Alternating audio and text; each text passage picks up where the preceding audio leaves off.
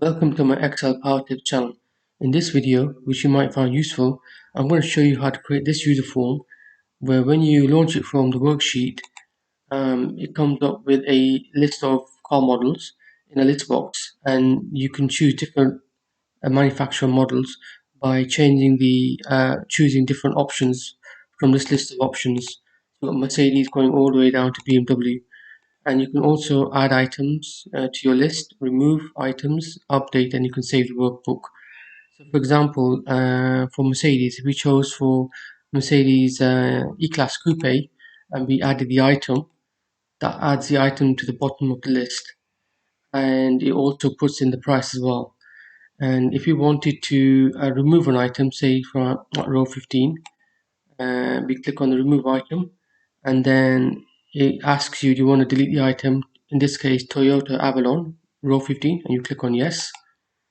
You can also update items as well. So, for example, row 13, we've got Audi Q3, and we want to update this item. So, we choose, in this case, we don't want Mercedes, we want Audi. So, we switch the list from Mercedes to Audi, and we select Audi e-tron Sport Track, which is going to be the new item to replace Audi Q3.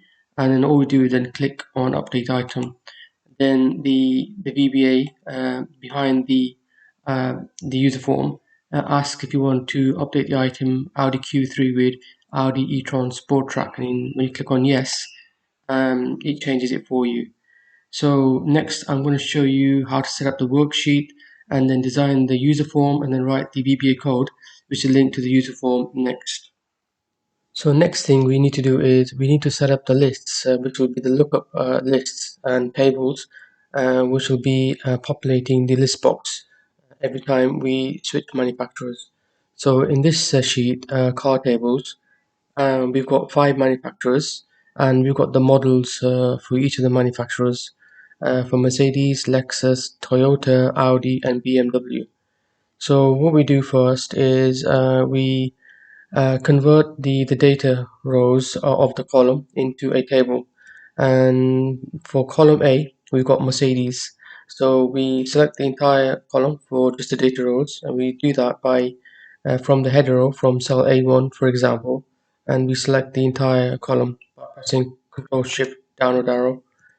Then what we do is from the menu, we either go for insert, and then there's a table button here, and that'll convert it into that selection into a table.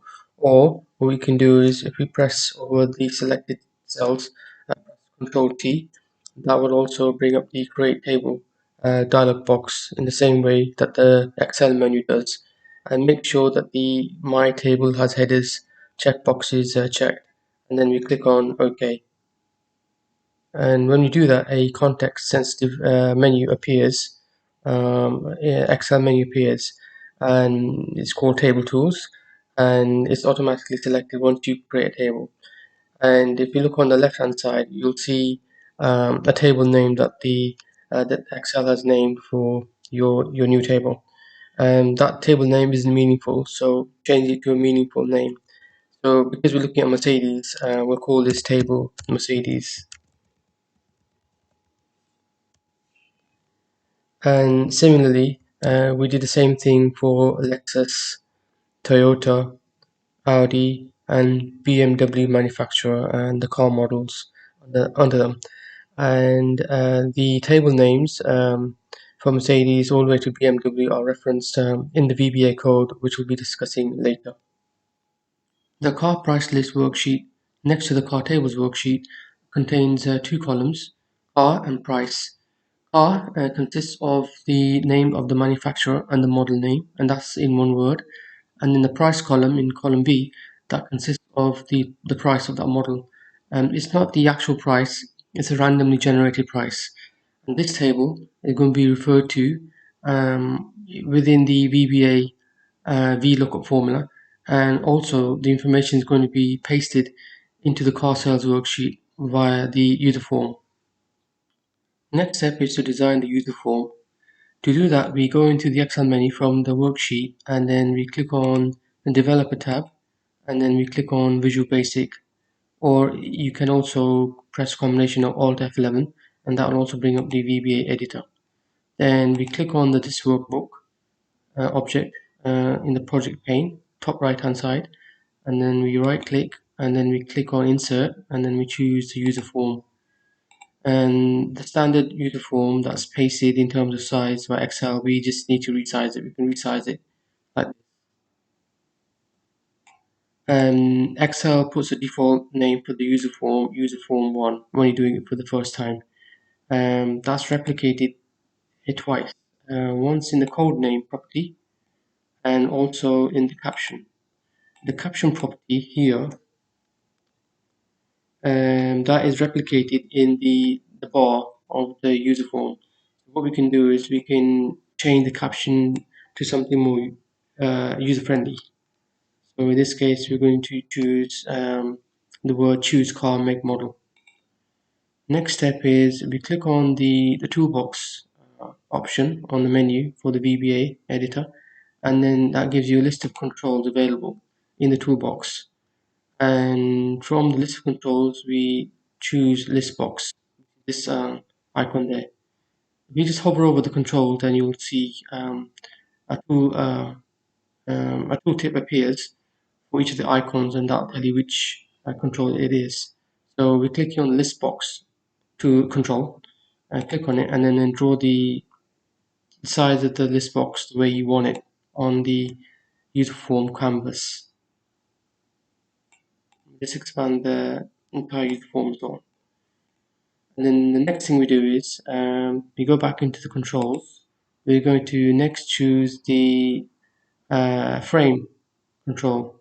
Click on that and then draw the frame next to the list box. So similarly to the list box, it uh, has a code name and it also has a caption name, which is both the same. So we leave the code name frame1 as it is, but we'll choose the caption and we'll call it choose make.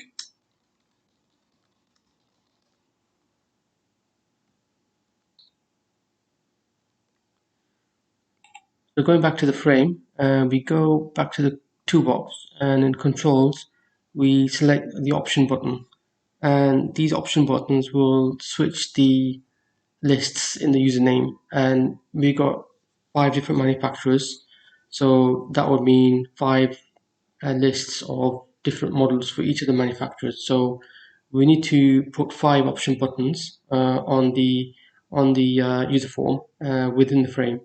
So click on the option button, that's one. Click on it again, and then just paste it on the user form within the frame. And then you can bring it a little bit closer together.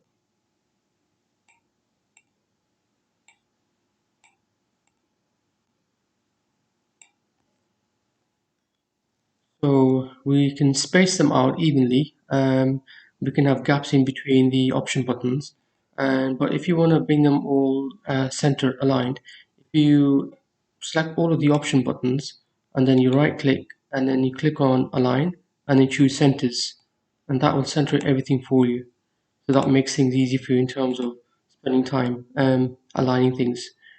Just make the frame a little bit shorter.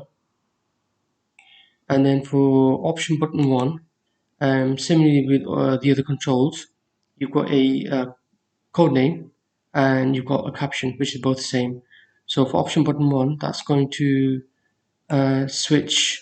bring across the table list of car model names for Mercedes into the list box. So we'll call this in the caption Mercedes.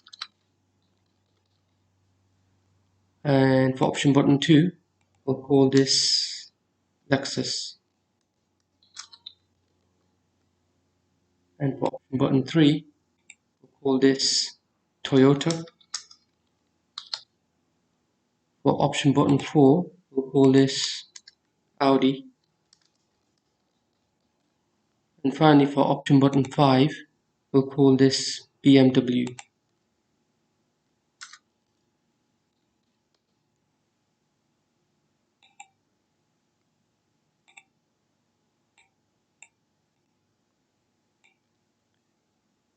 Okay, that's great. So far so good. So the next thing we need to do is put the final type of control onto the user form, and that will complete the design of the user form before we start doing the coding, and that's the button control. So you go back into the toolbox on the controls, hover over the different controls, and then when you come to a uh, a tooltip or command button, that's the button. That's what you need to click on, and we'll click that on there, and we'll put that onto the canvas. And then what we'll do is we'll expand the size of the actual button, and the default name for that is command button 1. So before we put the other buttons, it's probably better if you just do the formatting and properly changing to this button and then copy and paste it, and that'll save you time. So in this case, the command button has a default control name of command button 1. Now in this case, we do need to change the control name, and we're going to call this command add item.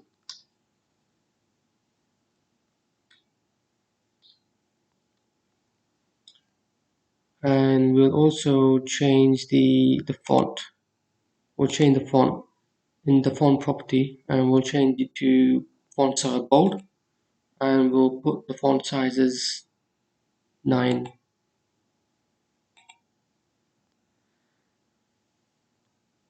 And the final thing is we change the name to something meaningful in terms of the caption. We'll call this add item. Okay, so now that we've set up the first button, rather than repeating the formatting for the next button, because you'll have to repeat it, all you can do is just copy it and paste it 3 more times, and just put it underneath there, paste it again, and paste it one more time. So the second button is going to be remove item, so we'll call this command remove item, and the caption will also be remove item.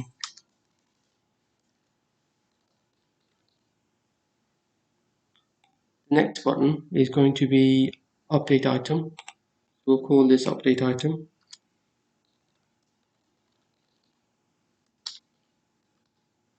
and we'll change the caption name also to update item.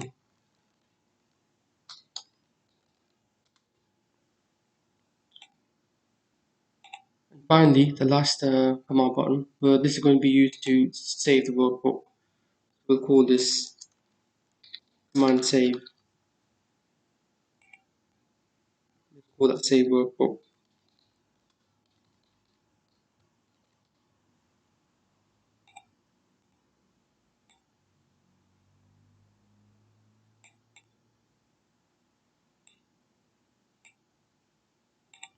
So that completes the design of the user form, and next we're going to be showing how to put the code behind each of these controls and the user form. Excel VBA is an event-driven programming language, and in the case of a user form with controls, the way the user interacts with the controls on the form is via clicking that control. So we program the control under its click event. To get the starting code completed for you, for the click event, all we need to do is double click that control on the form, and then VBA will open the form's code module and then autocomplete the click event code for that control, and that will be the starting code, and we do our programming under. So in the case of this user form, the two clickable controls are the option buttons here in this frame, and then you've got the normal buttons here. So as we saw earlier, as we were designing the form, we left the default name for each of the option button as the default name. So for example, for Mercedes option button, we left the option button 1 default name as is, and similar thing with the other options buttons as well, Lexus, Toyota, Audi, and BMW. So if we double click on the Mercedes option button, what Excel VBA does is it creates the starting code for the option button click event, and then we put our programming in this subroutine, and so we can program the user form to respond to that click event for that control. We go back to the object, and then we double click on, say, BMW, option button 5, and then you can see it's created the option button 5 click event. And then for the other type of controls, we've got the normal buttons. We've got add item, remove item, update, and save workbook.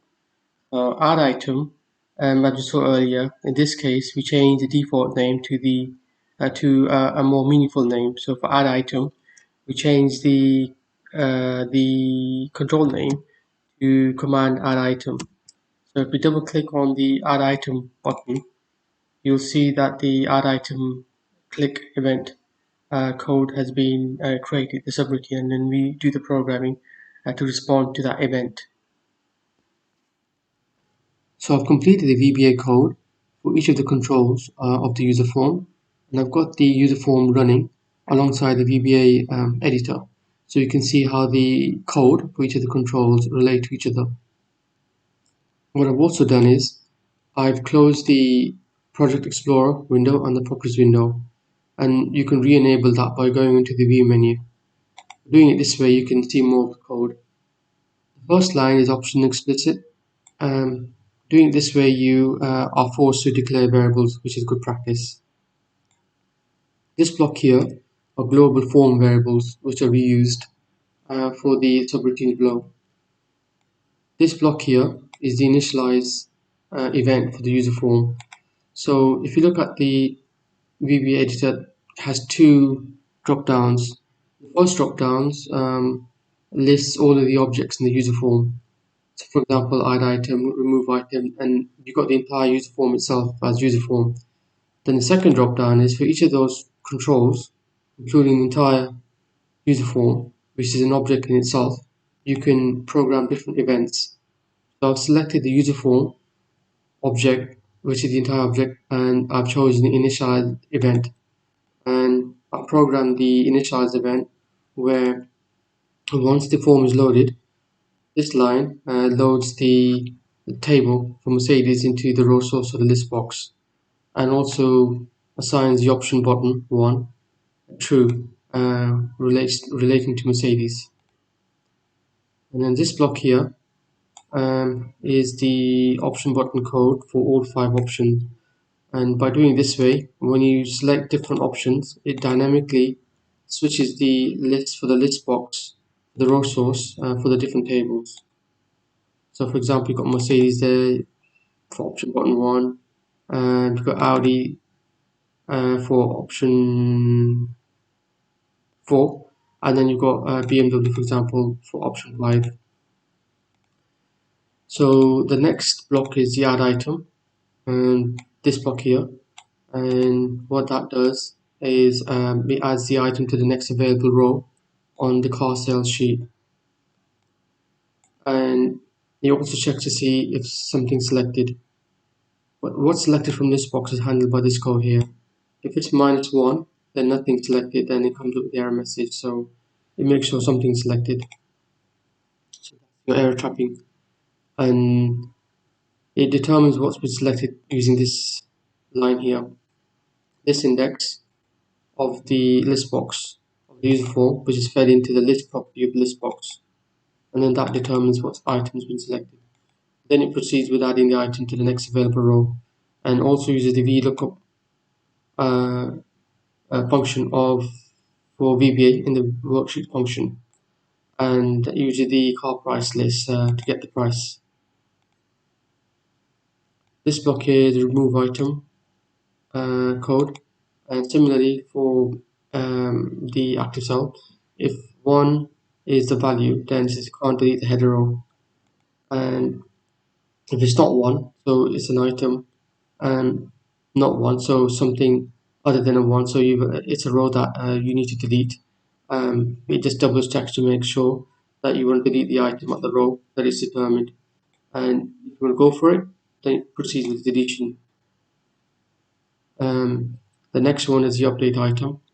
Again, similarly, if you've selected row 1 for the update, it says you can't update the header row.